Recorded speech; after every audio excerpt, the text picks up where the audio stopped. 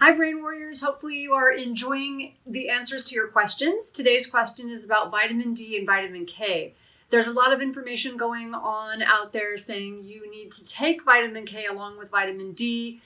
Some brands actually include vitamin K with vitamin D, which is fine if they do. But the truth is you don't have to take vitamin K with vitamin D. I got this actually from our chief scientist, who is amazing, Dr. Kidd. He speaks all over the world. So I wanted to know the answer to this very accurately. And he said, it's not a requirement that you take them for them to be absorbed. In fact, they're different pathways, but you do want to make sure that both nutrients are optimized. So if vitamin D is easy to test, and it's very important that is optimized.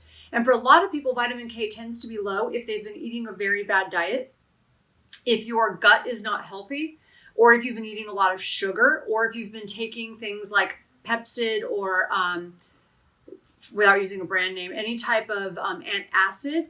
What happens is when you decrease stomach acid, you're going to have an increase in, it's going to cause this small bowel overgrowth. So when that happens, you're not going to absorb minerals and you're going to have trouble producing vitamin K. So make sure both nutrients are optimized. That's a long answer for a short question. Hopefully that helped. Don't forget to subscribe, hit the subscribe button and the little bell next to it, and then you'll be notified whenever we have these questions and answers for you.